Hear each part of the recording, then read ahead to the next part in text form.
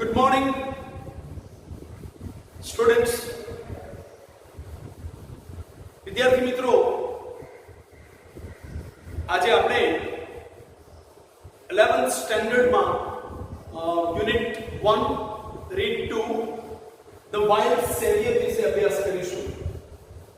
Wild સેવિયરનો અર્થ થાય વન્યજીવ સંરક્ષક, એટલે કે વન્યજીવોનું જે રક્ષણ કરવા વાળું છે એને કહેવાય વાઇલ્ડ સેવિયર. બહુ જ ઇન્ટરેસ્ટિંગ લેસન છે વિદ્યાર્થી મિત્રો. આઈ હોપ કે તમે પહેલા તો ટેક્સ્ટ બુક તમારી પાસે રાખશો. એનું રીઝન એ છે કે હું જ્યારે લાઉડ રીડિંગ કરું ત્યારે સાથે સાથે તમારું સાયલેન્ટ રીડિંગ ચાલવું જોઈએ. એનું રીઝન એ છે, એના મેઇનલી બે રીઝન છે. એક તો તમને એ સમજાવવું જોઈએ કે what actually the prose is about. Prose શાના વિશે છે, એનું વિષય વસ્તુ શું છે. અને સેકન્ડ થિંગ કે જો તમે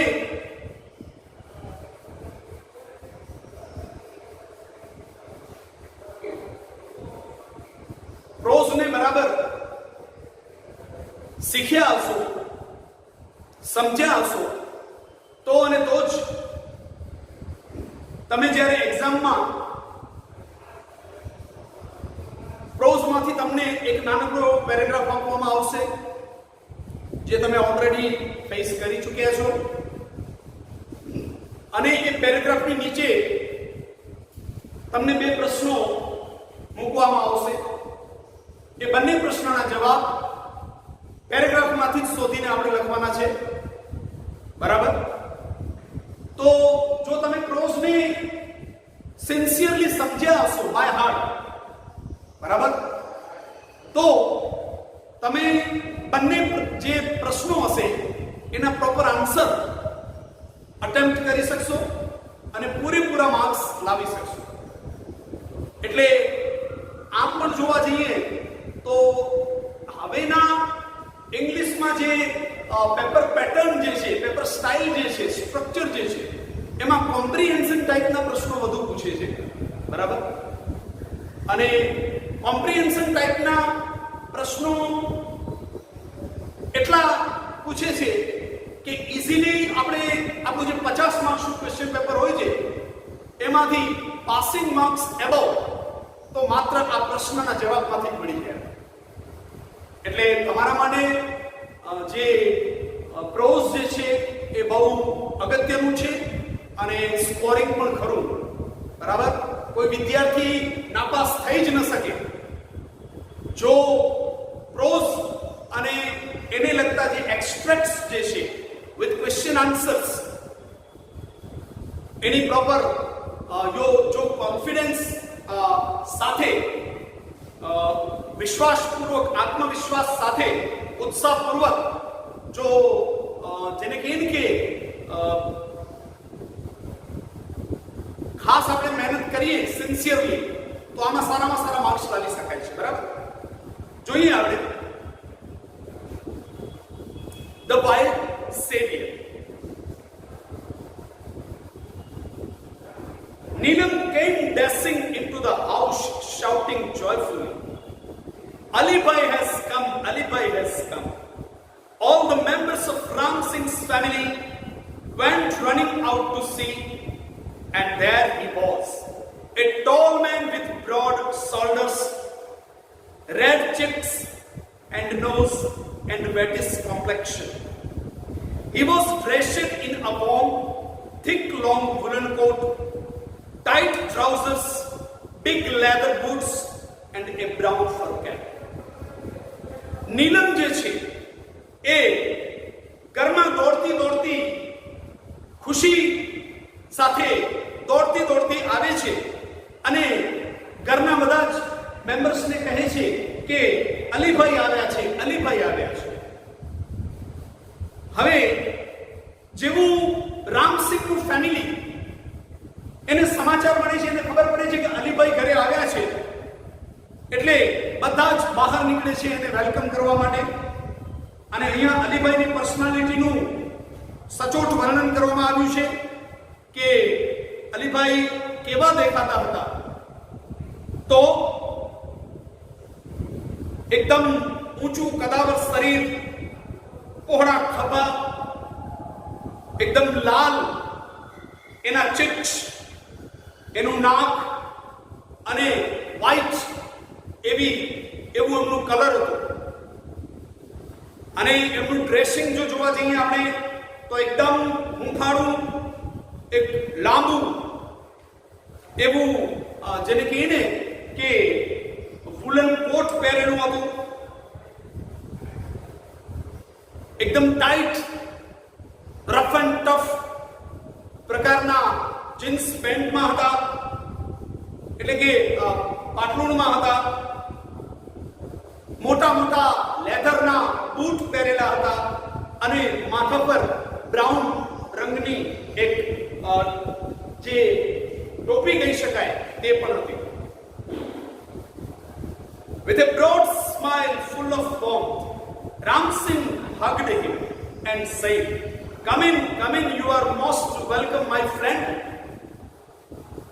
Ali Bhai petted everyone and spoke lovingly to each member of the family in his thick, strong voice and made himself comfortable on a couch.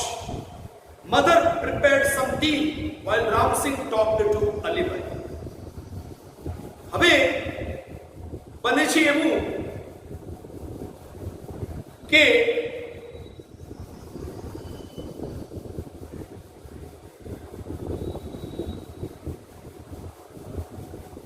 Ramsinh અને એમનું પરિવાર જે છે એ વેલકમ કરે છે આપણે આમને અલીભાઈને, અને with a broad smile full of warmth, હસતા હસતા બહુ જ ઉષ્માભર્યું, લાગણીભર્યું સ્વાગત કરે છે, ઉમંગભેર સ્વાગત કરે છે અને કહે છે કે આવો મિત્ર આવો. અલીભાઈએ પણ ઘરના જે નાના છોકરાઓ હતા, નીલમ અને એનો ભાઈ, એને પ્રેમથી બોલાવે છે અને ઘરના દરેક સભ્ય સાથે જેને કહીએ ને એક વાર્તાલાપ કરે છે. અને જ્યારે અલીભાઈ બોલતા હતા ત્યારે એમનો અવાજ એકદમ ઘેરો, પહાડી, બુલંદ અવાજ હતો. અને અલીભાઈ જેવા આવે છે એટલે તુરંત રામસિંહ ના વાઇફ જે છે એટલે કે નીલમના મમ્મી એ તુરંત એમના માટે ચાય બનાવી લાવે છે. Alibhai was a traveller. હવેના પેરેગ્રાફમાં Alibhai કોણ છે એનો પરિચય છે. Introduction about Alibhai and his profession, who covered long distances on foot in the Himalayan mountains. He loved to observe nature. He went from village to village, town to town in the mountains, selling dried apricots, herbs and medicines, and precious stones he had collected during his traveling. Alibhai જે છે એક પ્રકારના મુસાફર છે, પરંતુ સરકારી મુસાફર છે. તમે કહેશો સરકારી મુસાફર કઈ રીતે?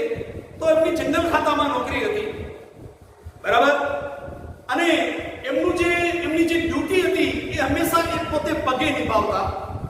જ્યાં પણ જવાનું થાય ઓલવેઝ પગે હોય. કોઈ મોટરસાઇકલ કે કોઈ ફોર વ્હીલર નહોતું. હંમેશા લાંબા રૂટ પર અલીભાઈ હંમેશા પગે નીકળતા. હિમાલયની પર્વતમાળા એ એમનો જે છે એ ફોરેસ્ટ એરિયા હતો, જે એમની જેને કહીએ ને કે સ્ટ્રિક્ટ સર્વેલન્સમાં હતો, બરાબર, નજર હેઠળ હતો. અલીભાઈ જે છે એ પ્રકૃતિ પ્રેમી, પ્રકૃતિના ચાહક, પ્રકૃતિના પ્રશંસક છે. હિમાલયની પર્વતમાળામાં એક ગામથી બીજે ગામ, એક નગરથી બીજે નગર એ જતા ત્યારે જંગલમાં એમણે જે પણ એપ્રિકોટ્સ, એક પ્રકારનું જ્યુસી ફ્રૂટ થાય છે તે, તદુપરાંત હર્બ્સ, વનસ્પતિઓ અને કેટલીક આયુર્વેદિક ઔષધિઓ દવાઓ જે છે અને સાથે સાથે જેને સ્ટોન આપણે કહીએ છીએ, બરાબર. આપ જોઈ શકો છો મેં મારી ટચલી આંગળીમાં બુદ્ધનો સ્ટોન પહેરેલો છે, બરાબર. બહુ જ કિંમતી નંગ જેને કહી શકાય, પથ્થર, એ જે એમણે જંગલમાં મુસાફરી દરમિયાન કલેક્ટ કર્યા હોય એનું વેચાણ અલીભાઈ કરતા. Where have you been this time? અરે અલીભાઈ, અત્યારે તમે આજકાલ તમે ક્યાં છો?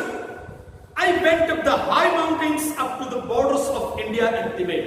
અરે યાર, આજકાલ તો હું ભારત અને તિબેટની સરહદ પર જે પર્વતમાળાઓ આવેલી છે ત્યાં મારી ડ્યુટી છે. Alone? Asked નીલમ. તો અંકલ, તમે એકલા જાઓ ત્યાં? Of course I am used to it. Well, I shall stay here for only for a night. Tomorrow morning I shall leave.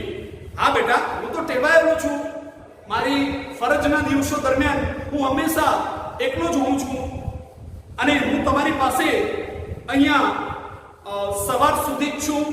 વહેલી સવાર પડતા હું અહીંયાથી નીકળી જઈશ. No, Alibhai, no, we won't let you go. You have to tell us your hill stories, said Neelam. એવામાં નીલમ કહે છે કે નહીં નહીં અંકલ, ઘણા સમય પછી આપ આવ્યા છો તો આવી રીતે તમને રજા નહીં આપીએ.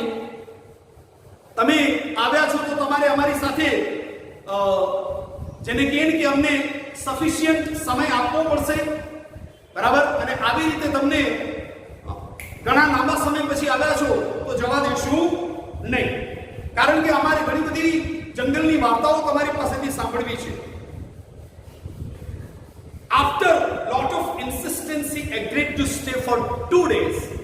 That night they all kept awake till late, sitting on his bed, listening to his interesting travel experiences.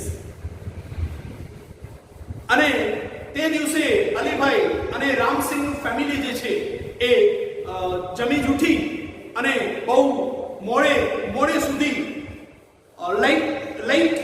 લેટેડલી એ લોકો જાગે છે અને અલીભાઈ જે છે એ વિવિધ સ્ટોરીઝ જે છે એ કહી અને રામસિંહના ફેમિલીને જેને કહીને એક પ્રકારનું મનોરંજન પૂરું પાડે છે. ત્યાર પછી આપણે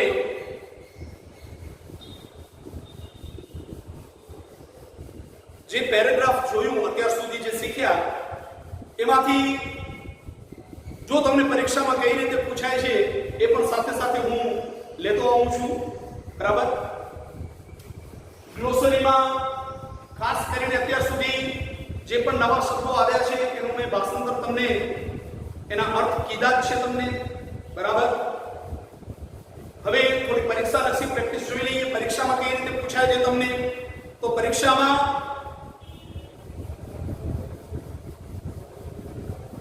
માની લો કે તમને પેરેગ્રાફ પૂછાણો, બરાબર.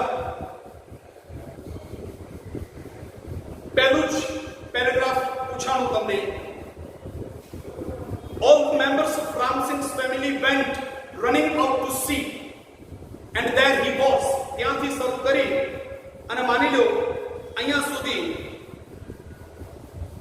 પહેલું અને બીજું પેરેગ્રાફ તમને આપવામાં આવે છે.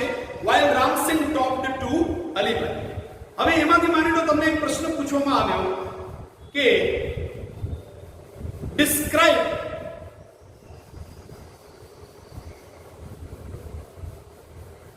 Alibhai's appearance, બરાબર.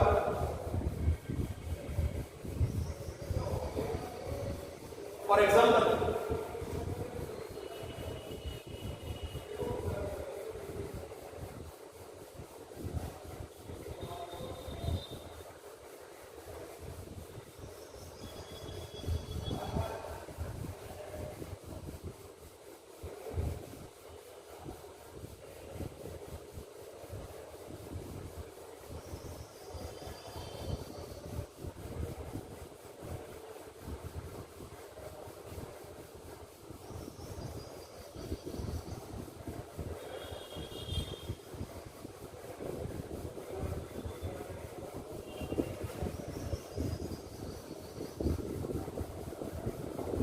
Describe Alibhai's appearance. આવું તમને પૂછી શકે, બરાબર? Describe Alibhai's appearance. અલીભાઈનું appearance એટલે દેખાવ, દેખાવમાં કેવા લાગતા હતા, તો એનો જવાબ તમે જોઈ શકો છો, રેડીમેડ છે, પહેલા જ પેરેગ્રાફમાં આપેલું છે. He was a tall man. તમારે આવી રીતે જવાબ લખવાનો છે પરીક્ષામાં, બરાબર? આવી રીતે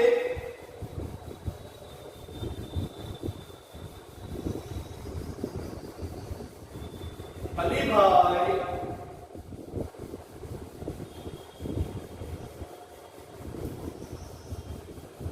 was a tall man.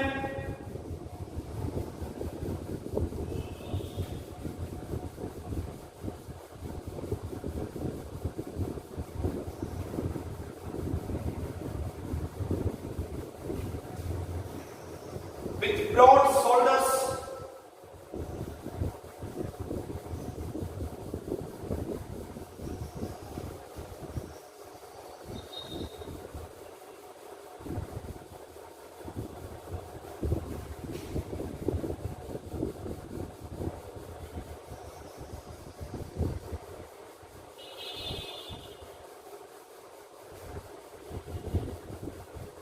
Red cheeks and nose.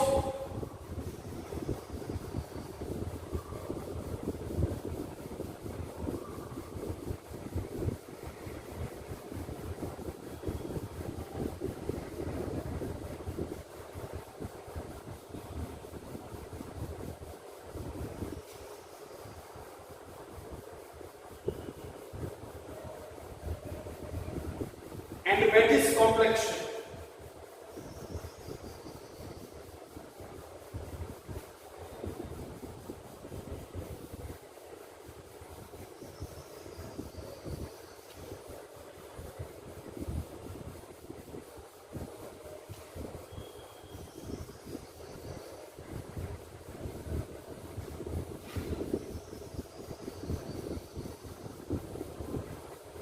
He was dressed in a warm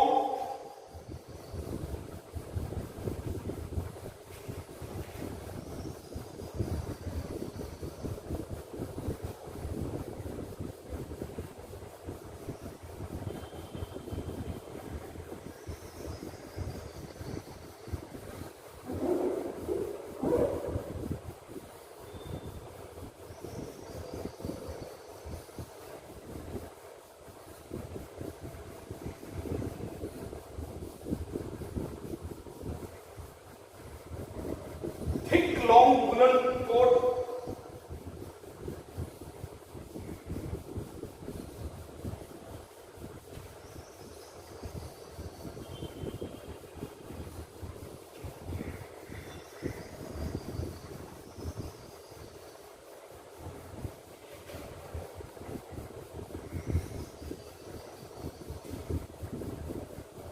Tight trousers.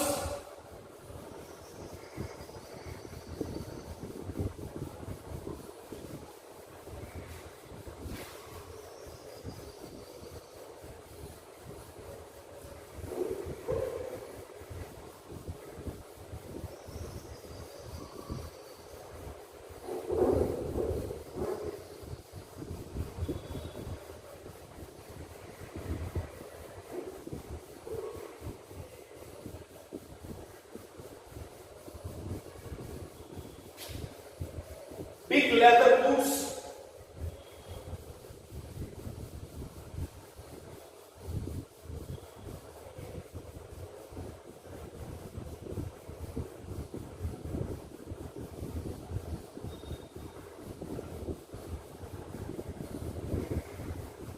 And a brown fur cap.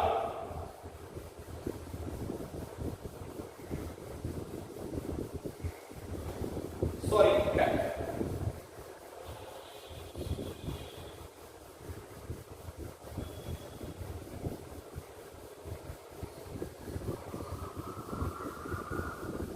આ છે તમારો જવાબ, બરાબર? અલીભાઈ પાસે ટોલ મેન, જો કે આમ આન્સર તૈયાર જ છે, કરો છો? તમે કોપી પેસ્ટ કરી નાખો છો આખો પેરેગ્રાફ. તમને જ્યાં પણ સહેજ જવાબ દેખાયો એટલે તમે આખો પેરેગ્રાફ છાપી નાખો, કોપી પેસ્ટ જેને કહીએ. પણ નહીં, આવું તમે ન કરો, કારણ કે આમાં તમે માર્ક્સ ગુમાવો છો. તમને એમ થતું હોય કે તમને માર્ક્સ મળે છે તો કદાચ 11માં તમને અડધો માર્ક્સ મળે પણ ખરો, પરંતુ જ્યારે તમે 12મા બોર્ડની એક્ઝામ આપશો ત્યારે આ પ્રકારે જો તમે પેરેગ્રાફ લખી આવશો, બરાબર, કોપી પેસ્ટ કરીને, તો તમને અડધો પણ માર્ક્સ નથી મળતો. એટલે be practical and be sincere. આપણે પહેલા તો સમજી લેવાનો પ્રશ્ન શું કહેવા માંગે છે.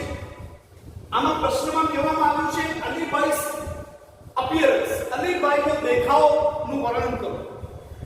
હવે તમને જવાબ, પહેલા તો તમારે જવાબ લોકેટ કરવાનો છે. પ્રશ્ન તમે સમજી ગયા શું કહેવા માંગે છે, ત્યાર પછી બીજું સ્ટેપ છે જવાબ ક્યાં છે એને આઈડેન્ટિફાઈ કરો, એને લોકેટ કરો, નક્કી કરો ક્યાં છે. જવાબ નક્કી થયા પછી તમે પ્રશ્નના આધારે તમારા જવાબની શરૂઆત કરો. જે મેં તમને કીધું એ પ્રમાણે તમે પેરેગ્રાફમાં જોઈ શકો છો, એમાં છે there he was, પણ તમે અહીંયા there he was લખશો એ નહીં ચાલે. he એટલે કોણ? અલીભાઈ was. હવેથી જુઓ, કોપી પેસ્ટ છે. A tall man with broad shoulders, red cheeks and nose and reddish complexion. He was dressed in a warm, thick, long woolen coat, tight trousers, big leather boots, and a brown fur cap. આ છે તમારો જવાબ. આ હું તમને એટલા માટે example આપું છું કે તમને ખ્યાલ આવે પરીક્ષામાં કઈ રીતે આપણે જવાબ લખવાનો છે.